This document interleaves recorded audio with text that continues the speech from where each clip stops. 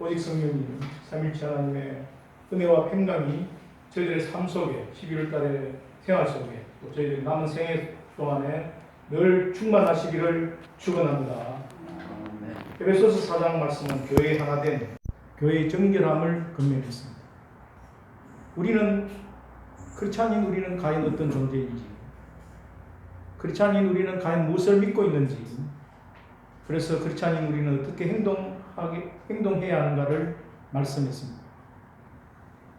성도라는 것은 하나님과 화목되고 성도들 서로 사이에 화목된 공동체가 성도인데, 영어로는 세인츠, 이 성도들에게 있어서 마땅히 해야 할 바가 있고 하지 말아야 할 바가 있고 합당하게 행해야 할 바가 있고 그렇지 않는 것들이 있습니다.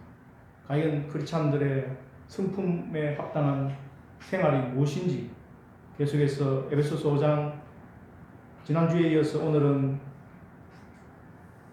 15절로 17절까지 지혜 있는 자같이 세월을 아껴라, 주의 뜻을 이해하라, 1단락에 그렇게 말씀하고 있고 2단락에서는 술 취하지 말고 성령의 충만함을 입으라. 성령의 충만함을 입은 그 삶의 결과와 유익들은 교제하고 예배하고 감사하고 서로 피차에 복종하는 것이라고 사도 바울은 말하고 있습니다. 말씀을 통해서 성령의 충만을 입는 지혜로운 자로 하나님 앞에서 믿음으로 살기를 축원합니다. 첫 번째 1달러, 오직 지혜 있는 자같이 세월을 아끼고 주의 뜻을 이해하라. 세월을 아끼고 주의 뜻을 이해하는 지혜자로 살아라. 15절을 보십시오. 지혜 없는 자같이 하지 말고 오직 지혜 있는 자같이 하라. 한글 성경에는 이렇게 기록하고 있습니다. 지혜가 없는데 지혜가 있는 것처럼 위선을 부리라는 말이 아니고, 영어 성경에 보면 as라는 것을 써서 지혜 있는 지혜자로 살아라, 그렇게 말씀하고 있습니다. 특히 그런 정도에 어떻게 행할지를 자세히 주의하여 지혜 있는 자, 지혜자로 행해라, 행동의 원리를 지혜로 말씀하고 있습니다. 지혜 있는 자같이 지혜자같이 행동하라는 명령은 구체적으로 어떤 명령을 말씀하고 있습니까? 첫 번째는 세월을 아끼라, 세월을 아끼는 것을 말하고 17절에 보면 주의 뜻이 무엇인지 이해하라. 그러니까 지혜 있는 자로 살아가는 것은 세월을 아끼는 것이고 주의 뜻이 무엇인지 이해하는 것을 말하고 있습니다. 우리가 지혜 있는 자라고 하는 것은 세월을 아끼는 것, 세월을 아끼는 것은 모든 기회를 최대한 활용하는 것이라고 해석할 수 있습니다. 영어 성경에 보면 making the most of every opportunity, 시간이라는 단어가 들어가지 않고 opportunity, 기회라는 말을 사용하고 있습니다. 모든 기회를 the most of every opportunity라고 이야기하는 보면 최대한 활용해라, 이것이 세월을 아끼는 것이라고 볼 수 있습니다. 주의 뜻이 무엇인지 이해하라. 일반적으로 주의 뜻은 어떤 것이 있습니까? 하나님 행성을 회복하는 것, 예수님을 본받아가는 것, 이것이 일반적인 하나님의 우리를 향한 뜻이라면 누구와 결혼할 것인지 어떤 직업을 선택할 것인지 이것은 구체적으로 나에게 해당된 특별한 하나님의 뜻입니다. 그러니까 주의 뜻은 일반적인 하나님의 뜻이 있고 특별한 하나님의 뜻이 있는데, 일반적인 뜻은 우리가 흔히들 잘 아는 것처럼 예수님의 행상을 회복하고 하나님의 행상을 회복하고 예수님을 닮아가는 것. 그런데 어느 학교를 갈 것인지 어떤 직장을 선택할 것인지 누구와 결혼할 것인지 이것은 하나님의 나를 향한 특별한 뜻입니다. 그러니까 지혜 있는 자같이 행하는 것은 모든 기회를 최대한 활용하는 것이고 구체적인 하나님의 일반적인 뜻과 특별한 나를 향한 뜻을 이해하는 것이라고 결론 내릴 수 있습니다. 세월을 아끼라. 이 세월이 시간을 가리키는 것이라고 생각하기 쉬운데, 시간을 가리키기는 가리키지만 헬라어에는 시간이라는 단어가 두 가지 단어가 있습니다. 크로노스, 카이로스, 두 가지 단어가 있는데 비슷하죠. 저도 크로노스하고 카이로스가 구별이 잘 안 돼가지고 외우기를, 카이로스는 그 1943년 11월 달에 이집트 카이로에서 장개석과 또 미국의 루즈벨트와 영국의 윈스턴 처칠이 2차 대전 이후에 아시아의 지역을 어떻게 정리할 것인가 회담한 회담이 카이로 회담입니다. 그 의미가 있는 일이죠. 세계 역사 속에. 그래서 카이로스는 하나님의 의미 있는 시간을 가리킬 때 카이로스, 크로노스는 그냥 일반적으로 2021년 오늘이 11월 7일이죠. 연대기적인 시간을 이야기합니다.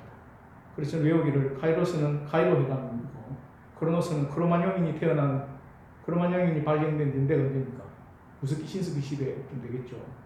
그래서 크로노스는 일반적인 연대를 이야기하고 카이로스는 하나님의 의미 있는 시간을 이야기하는데 세월을 아끼라 할 때 이 세월은 보통 사용하는 시간과는 다른 카이로스를 이야기합니다. 이 카이로스를 NIV 성경에서 opportunity, 기회로 번역했죠. 단순한 시간을 말하는 것이 아니라 의미가 부여되는 시간을 세월을 아끼라 말할 때 그 세월이 바로 카이로스를 이야기한다는 것입니다. 예를 들어서 어제 결혼하는 사람들 지금 청첩장이 저한테 두 군데서 와 있는데 청첩장이 돌린 그 사람들의 결혼식이 11월 20일 11월 말 토요일주 이러면 다른 사람들은 거기 크로노스로 흘러가는 그냥 연대기적인 시간이지만 결혼하는 신랑 신부에게는 카이로스 아주 의미 있는 시간이죠. 10년이 가고 20년이 가도 그 날짜는 잊어버리지 않는 자기들이 가장 의미 있는 카이로스의 시간입니다. 세월을 아끼라는 것은 아무런 의미 없이 시간을 무덤덤하게 보내지 말라는 뜻입니다. 시간 관리를 철저히 해라는 말입니다. 왜 그렇습니까? 때가 악하기 때문에 그렇습니다. 때가 악하다는 이 때는 카이로스가 아니고 바로 크로노스를 이야기합니다. 때가 악하다는 말은 일반적인 연대기적인 시간은 마귀가 지배하고 있다는 뜻입니다. 죄가 간영하고 세속적 유혹이 넘실거리고 그런 세월들 속, 그런 시간들 속에서, 그런 때 속에서 우리가 정신을 차리지 않으면 세상의 악한 풍조에 휩쓸려서 자기도 모르게 성도로서의 정체성을 잃어버릴 가능성이 많습니다. 특히 아낀다는 단어를 자세히 보십시오. 아낀다는 단어는 시간을 절약한다는 의미로 우리에게 다가올 수 있습니다. 시간을 절약할 수 있습니까? 돈은 저축하고 절약하고 이거 가능하지만 시간은 저축하거나 절약하는 것을 할 수 없습니다. 시간은 쓰든 안 쓰든 그냥 사라져버리는 것이 시간입니다. 그런데도 불구하고 왜 사도 바울은 세월을 아낀다는 단어를 쓰고 있습니까? 헬라어로 엑사고라조라는 단어인데 돈을 주고 사다, 구속하다는 뜻을 가지고 있는 단어가 엑사고라조, 아낀다는 단어의 뜻입니다. 시간은 써도 시간의 무덤 속으로, 안 써도 시간의 무덤 속으로 사라져버립니다. 빈둥거리거나 하잘것없는 일에 시간을 보내도 시간은 시간의 무덤 속으로 사라져 갑니다. 벌써 우리는 2021년을 맞이하면서 거의 11개월을 보내고 있습니다. 나쁜 일에 잘못 써도 무지막지하게 써도 세월의 무덤 속에, 시간의 무덤 속에 사라져버리는 것이 시간입니다. 시간을 죽인다는 단어도 들어보셨죠? 베드로전서 4장 3절에는 너희가 음란과 정욕과 술취함과 방탕과 향락과 무법한 우상숭배를 하여 이방인의 뜻을 따라 행한 것은 지나간 때로 족하도다. 지나간 때가 족한 줄로 압니다. 하나님의 자녀가 되기 전에 세상에서 살 때에 시간을 죽인 것이 얼마나 많습니까? 지금 돌아봐도 참으로 후회스럽지 않습니까? 시간을 아끼기를 축복합니다. 시간을 사서 카이로스의 시간을 만드는 저와 여러분이 될 수 있기를 축원합니다. 아담이 에덴 동산에 있을 때 하나님과의 관계 속에서 아담이 가졌던 그 모든 시간들은 카이로스의 시간이었습니다. 그런데 선악과를 따먹고 범죄함으로 말미암아 아담이 가진 그 시간들은 카이로스의 시간이 아니라 크로노스의 시간으로 변질되었습니다. 우리가 현재 가지고 있는 크로노스의 시간을 카이로스의 시간으로 변화시키는 것이 바로 세월을 아끼고 시간을 구속하는 것입니다. 시간 관리를 하는 것은 바로 그런 의미를 가지고 있습니다. 시간 관리를 철저히 하는, 그리하여 모든 기회를 최대한 활용하는 복음 역사에 하나님의 영광을 위해서 활용하는, 시간을 활용하는 지혜자로 살 수 있기를 축원합니다. 사라져가고 죽어가는 시간을 과연 영원한 시간으로 어떻게 하면 바꿀 수 있습니까? 17절을 같이 읽어보겠습니다. 17절 시작. 그러므로 어리석은 자가 되지 말고 오직 주의 뜻이 무엇인가 이해하라. 주의 뜻을 이해해야 지혜로운 사람이 될 수 있습니다. 주의 뜻을 깨닫고 실천하는 시간은 죽은 시간이 아니라 크로노스의 시간이 아니라 카이로스의 시간이 됩니다.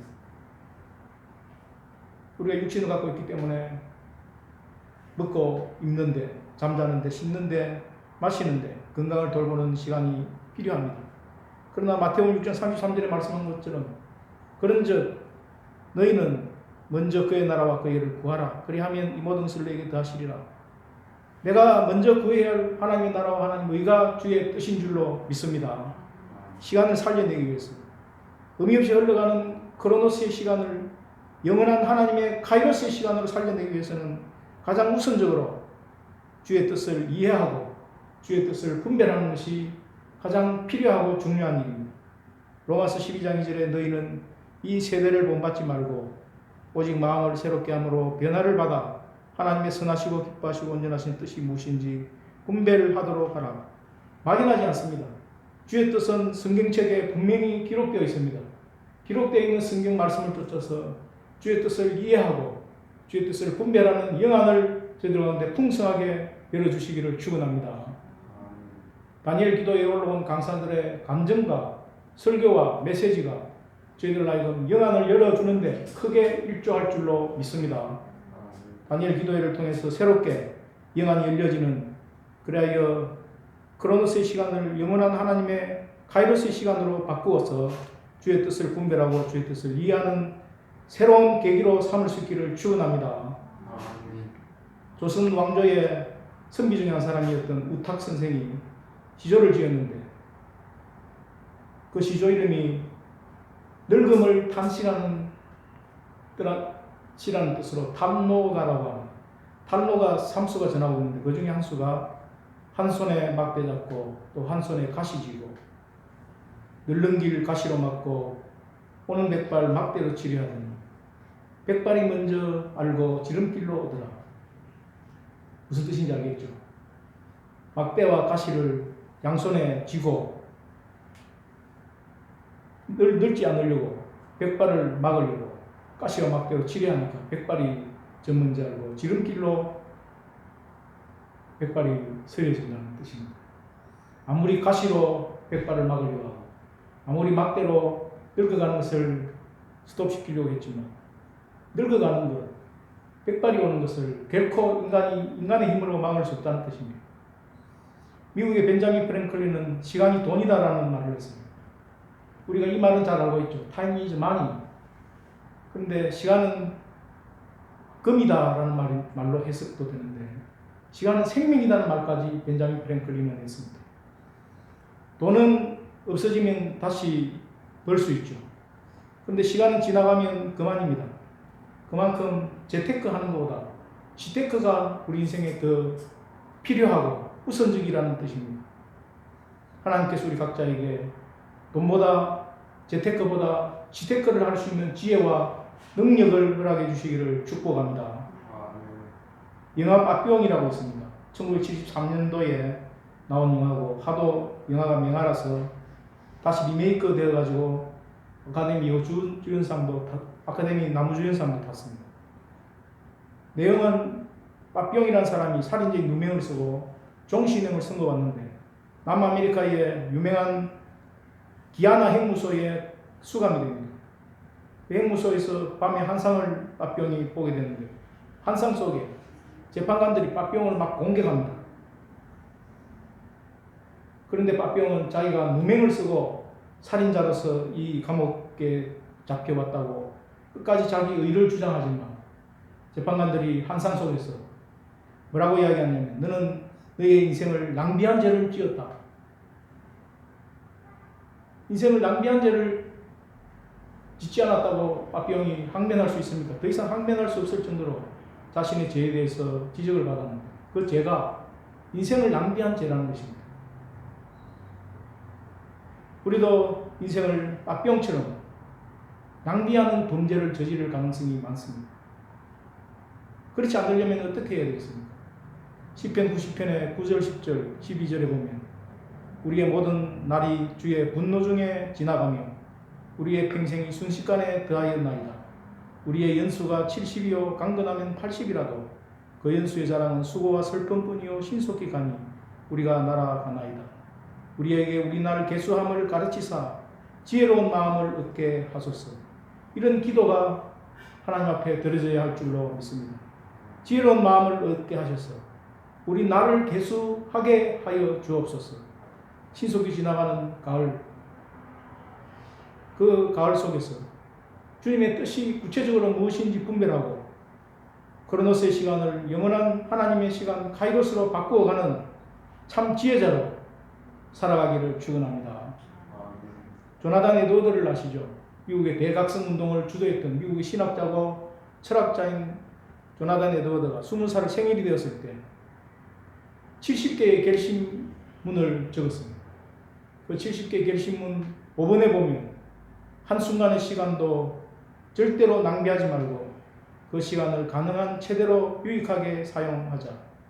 조나단 에드워드는 에베소서 말씀을 기초해서 보면 참으로 지혜로운 사람이었습니다.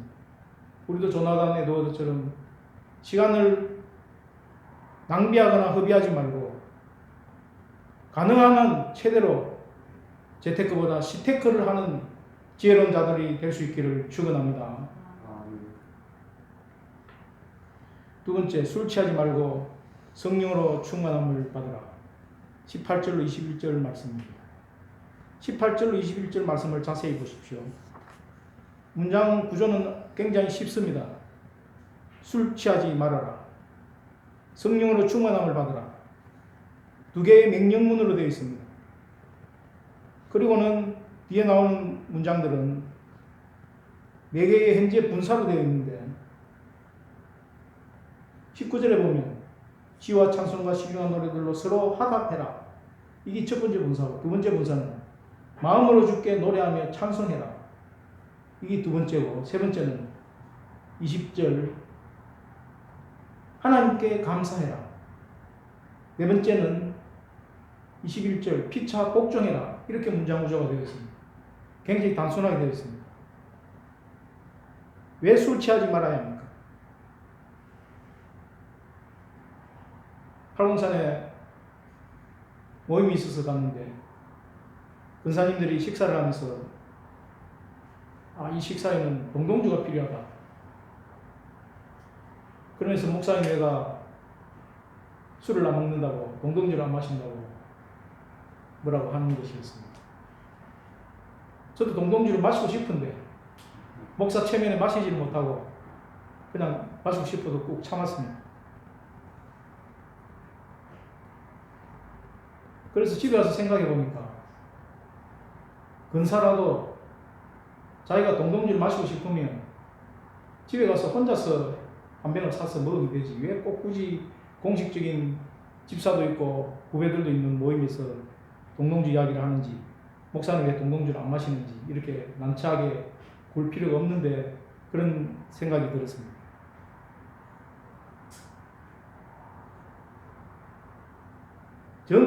술이 땡기면 집에 가서 혼자서 사서 그냥 드십시오.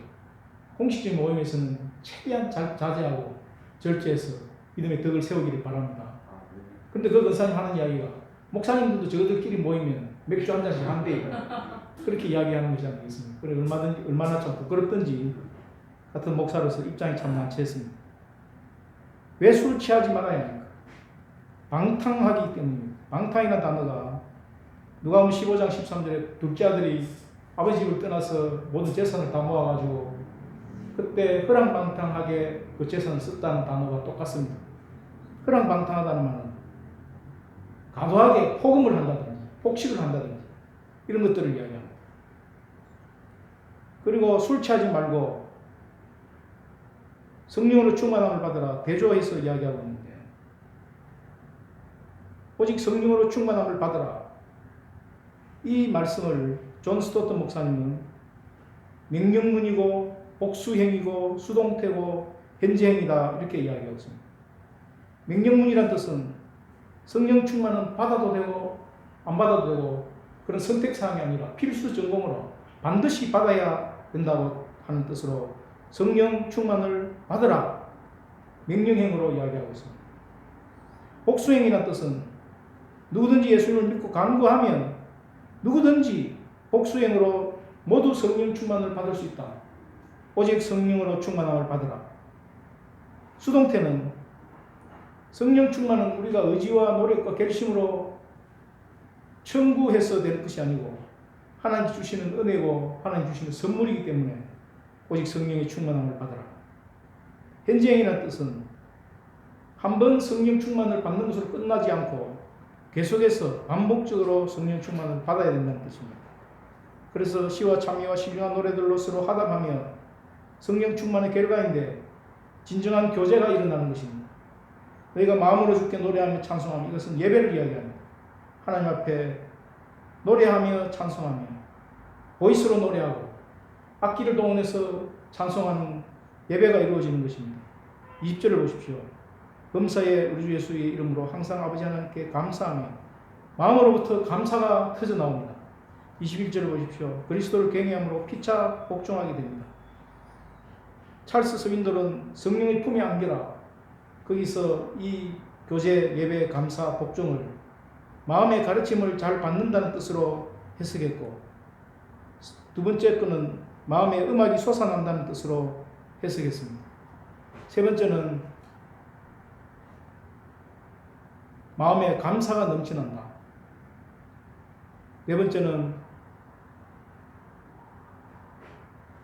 성령으로 충만해 있으면 마음이 겸손해져서 교회 안에서 피차 복종하게 된다. 그런 뜻으로 해석했습니다. 여러분 송명희 자매님을 아시죠? 뇌성마비로 몸이 비틀려 있지만 노래하고 찬송하는 방면에서는 많은 사람들에게 감동을 전하고 있습니다. 자기 모습이 너무 추하고 고통스러워서 송명희 시인은 처음에는 하나님 앞에 기도하기를 차라리 나로 하여금 태어나지 말게 했으면 좋았을 텐데 왜 나로 하여금 이 땅에 태어나게 했는가 반문하는 기도를 올렸다고 했습니다. 그런데 그런 송명희 시인에게 네 몸이 온전했더라면 네가 나를 의지했겠느냐 그런 주님의 음성을 듣고 그 말씀 한마디에 하나님이 나를 사랑하시는군요. 하나님 나를 알고 계시는군요. 내가 비록 슬픔과 고통에 처했다 할지라도 하나님이 몰라주시는 것이 문제이지 하나님 알아주시니까 이제는 하나님의 사랑을 노래할게요. 하고 지은 시가 무엇입니까? 나 가진 재물 없으나 나 남이 가진 지식 없으나 나 남에게 있는 건강 있지 않으나 나 남이 없는 것 있으니 나 남이 못 본 것을 보았고 나 남이 듣지 못한 음성을 들었고 나 남이 받지 못한 사랑 받았고 나 남이 모르는 것 깨달았네. 공평하신 하나님이 나 남이 가진 건 나왔지만 공평하신 하나님이 나 남이 없는 것 같게 하셨네. 이런 송명희 시인의 시를 보면 사지가 멀쩡해가지고 우리는 사지가 멀쩡하지 않습니까? 그런 내가 하나님을 불평하고 원망하고 왜 나에게는 한 달란트밖에 주시지 않았느냐? 왜 나에게는 은혜가 부족하게 주시지 않았느냐?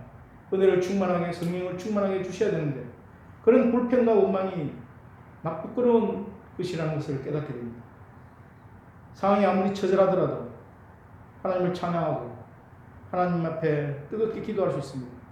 그것이 성령 충만의 열매입니다.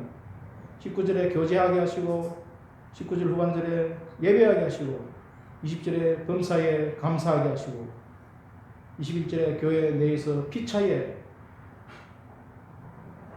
노소와 계급의 차이 없이 서로 복종하게 하시는 그 충만의 결과 송명희 같은 시인이 처한 환경에 있다 하더라도 우리는 얼마든지 찬양할 수 있는 줄로 믿습니다. 그런 찬양의 노래를 부를 수 있는 은혜를 저희들 각자에게 허락해 주시기를 축원합니다.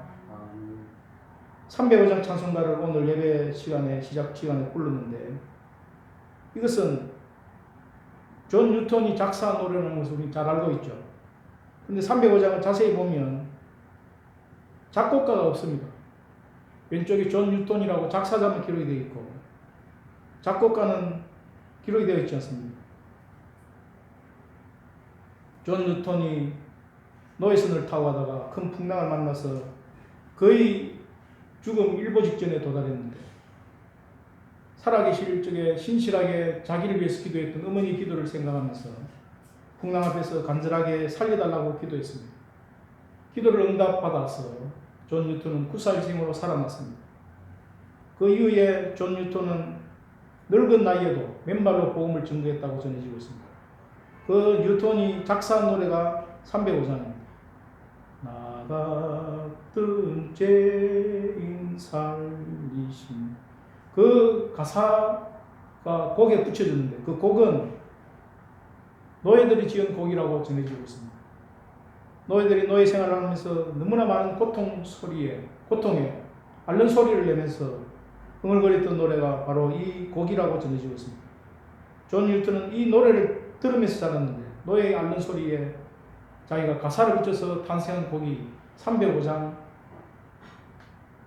이 찬송입니다. 어메이징 그레이스라고 알려져 있죠.